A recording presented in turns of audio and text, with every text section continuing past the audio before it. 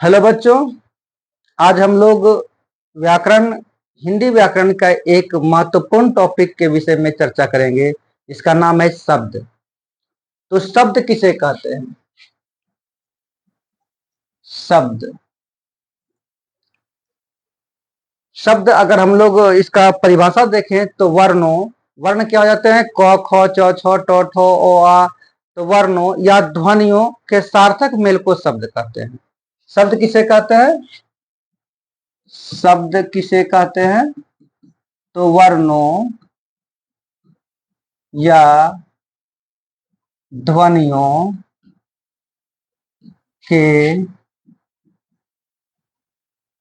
सार्थक मेल को शब्द कहते हैं। ये सार्थक माने क्या होता है? सार्थक माने उसका कोई अर्थ निकले, है ना। सार्थक का अर्थ हुआ कोई अर्थ अवश्य निकले। तो वर्णों या ध्वनियों के सार्थक मेल को शब्द कहते हैं। जैसे देखिए क म ल, देखिए ई वर्ण हुआ, ई वर्ण हुआ, ई वर्ण हुआ। तीनों वर्ण को मेल से एक शब्द निकला जिसका नाम हुआ कमल। कमल एक फूल का नाम है, हमारा राष्ट्रीय फूल। तो वर्ण के दो भेद होते हैं। वर्ण के अगर साधारणतः पूछा जाए तो वर्ण के दो ही भेद होते हैं। वर्ण के दो भेद होते हैं। एक नंबर में होते हैं सार्थक और दो नंबर में होते हैं निरर्थक।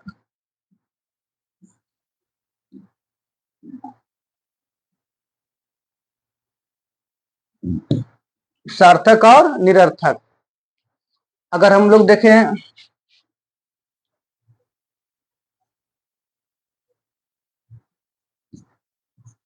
उत्पत्ति या, देखिए उत्पत्ति या उद्गम दोनों एक ही चीज है। उद्गम की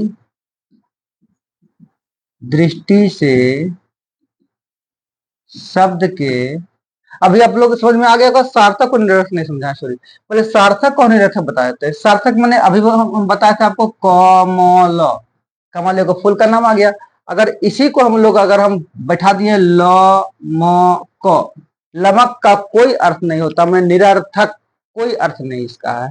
तो सार्थक और निरर्थक समझ में आ गया होगा, ठीक है। अब हम लोग उत्पत्ति के दृष्टि से शब्द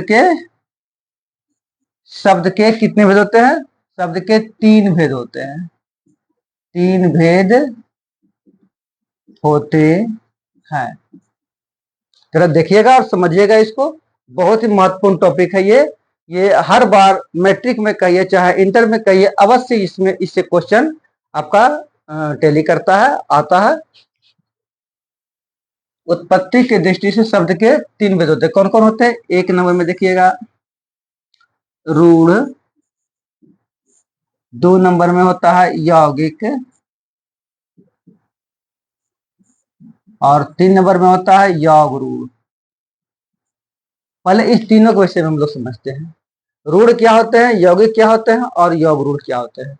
रूढ़ जिन शब्दों को अलग करने पर उसका कोई भी अर्थ नहीं निकलता, उसे रूढ़ शब्द कहा जाता है, ठीक है। हम हर बार लिखेंगे नहीं, लिखने में आपका समय बर्बाद होता है। हम बोल रहे हैं, इससे आप कॉपी में अपना नोट कर लीजिए। रूढ़ क्या होते हैं, फिर से एक बार बोल देते हैं। रूढ़ उस शब्द को कहते हैं जिसको अगर खंडित कर दिया जाए, जिसको अलग कर दिया जाए, तो उसका अलग अलग में से किसी का कोई अर्थ नहीं निकलता है। जैसे हम देखें घर। घर घर तो एगो शब्द है जिसका अर्थ सार्थक अर्थ होता है, घर में जहां हम लोग रहते हैं। लेकिन अगर इसको हम घ को अलग कर दिए और र को अलग कर दिए, अलग अलग, दोनों का कोई अर्थ नहीं निकला, तो ऐसे शब्द को रूढ़ कहते हैं। अगला देखते हैं यौगिक। यौगिक इसमें क्या होते हैं? इसमें दो शब्दों के मेल से बनते हैं यह शब्द, और दोनों को अगर अलग अलग किया जाए तो उससे भी अपना एक अलग अर्थ निकलता है। जैसे देखिए पाठशाला। पाठशाला दो शब्दों के मेल से बना है, ये एक पाठ और दूसरा शाला। अब दोनों को हम अलग अलग कर देते हैं, दोनों का अलग अलग अर्थ भी निकलता है। पाठ, पाठ जो आप लोग लेसन होते हैं, और शाला, शाला माने क्या होता है, शाला माने घर होता है। जैसे हो गया पाठशाला माने जहां पर पढ़ते हम लोग हैं, उस घर का नाम है पाठशाला। अब देखिए हिमालय, हिमालय देखिए हिमालय में क्या होते हैं, दो शब्दों के मेल से बना हुआ है। पहला क्या है हिम, और दूसरा बना है आलय। इन दोनों का मेल से बना है हिमालय। तो हिम माने क्या होता है बर्फ, अगर अलग कर दिए तो अर्थ निकला इसका बर्फ। और आलय माने क्या होता है ढेर। ठीक है, तो हिमालय दोनों का अलग अलग अर्थ निकल गया। तो ऐसे शब्द को यौगिक कहते हैं। पुस्तकालय माने पुस्तकालय में पुस्तक अलग हो गया, आलय अलग अलग हो गया, और दोनों का अपना अपना अर्थ निकलता है। उसी तरह से इसका तो आप लोग डेफिनेशन समझ में आ गया होगा, आप लोग को लिख लीजिएगा। वैसे शब्द जिसको अलग करने से दोनों का एक अर्थ निकलता है, एक सार्थक अर्थ निकलता है, वैसे शब्द को यौगिक कहते हैं। तीसरा है योग रूढ़। योग रूढ़ बिल्कुल यौगिक की तरह योग रूढ़, इसमें इसमें यौगिक भी होता है और रूढ़ भी होता है, ध्यान रखिएगा, यौगिक भी और रूढ़ भी। तो देखिए योग रूढ़ होता क्या है, ऐसे शब्द जिसको अलग करने के बाद में भी इसका एक विशेष अर्थ निकलता है, अलग से एक विशेष अर्थ निकलता है, तो उसको योग रूढ़ कहते हैं। जैसे देखिए चंद्रशेखर, चंद्रशेखर, चंद्रशेखर, अगर हम चंद्रमा को अलग कर दिए तो चंद्र को अलग कर दिए और इसको भी अलग कर दिए, दोनों का एक अपना अपना अर्थ निकला, अर्थात योगी। लेकिन एक स्पेशल वर्ड इसमें आ गया, चंद्रशेखर का अर्थ हुआ जिसके शिखर पर चंद्रमा हो, अर्थात शिव। ठीक है, लंबोदर, लंबोदर माने क्या गया, लंबा हो जिसका उदर, अर्थात गणेश। अगर लंब को अलग कर देते हैं और उदर को अलग कर देते हैं, दोनों को अपना अपना अर्थ निकलता है।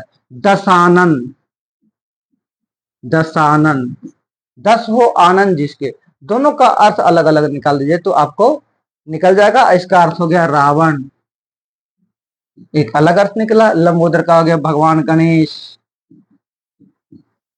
ठीक है, अब देखिए वीणा पानी, वीणा पानी, अगर दोनों को अलग कीजिए, वीणा को अलग कीजिए और पानी को अलग कीजिए, दोनों का अपना अपना एक अर्थ होता है।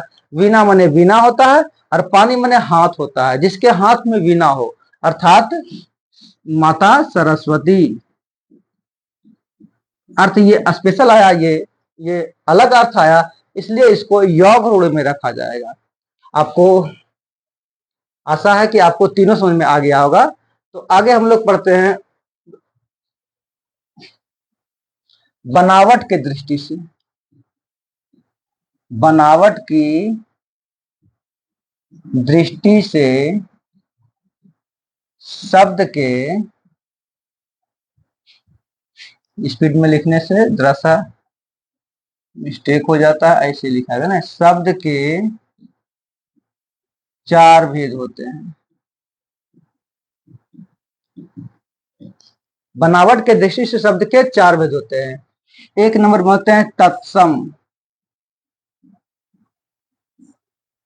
दो नंबर में तद्भाव,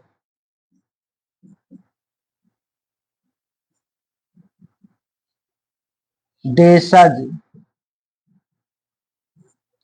और अंतिम में विदेशज, विदेशज। ठीक है, तो अब चारों के बारे में भी डिस्कस हम कर देते हैं और उदाहरण भी दे देते हैं। देखिए तत्सम, संस्कृत के शब्दों को जो कि पहले बोला जाता था, तो वैसे शब्द को तत्सम कहते हैं।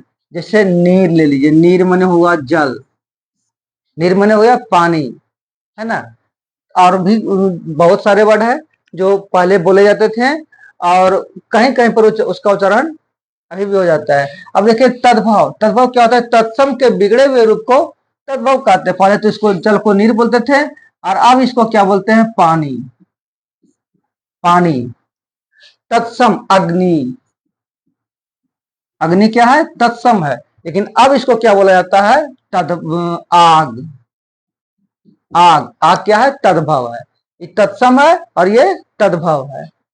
ठीक है, और भी वर्ड बहुत सारे हैं जो कि जैसे गगन लीजिए, गगन, गगन तत्सम है, और इसको बोलते हैं, अब क्या बोलते हैं, आकाश बोल देते हैं, आकाश, ये तद्भव है।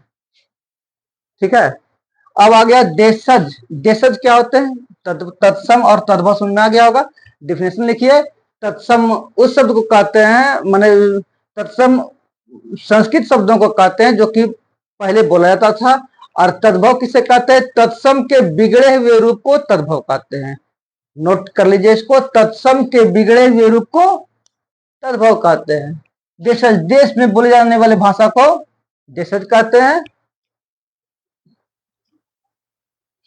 जो देश में बोले जाते हैं उसको देशज, और विदेशज जो हमारे देश का नहीं है, जो शब्द हमारे देश का नहीं है, किसी और देश का है, तो वैसे शब्दों को विदेशज कहते हैं। जैसे अस्पताल, अस्पताल,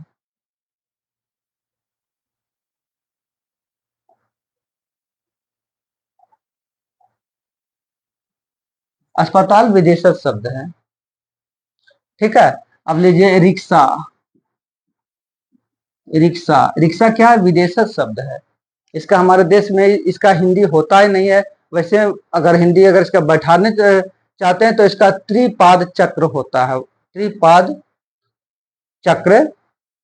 दूसरा लीजिएगा, अगर बहुत सारे होते हैं, जैसे ग्लास, ग्लास का कोई हिंदी नहीं होता है, इसको भले बैठा देता है पेयजल पात्र, है ना। तो ये सब शब्द क्या है, विदेशज है।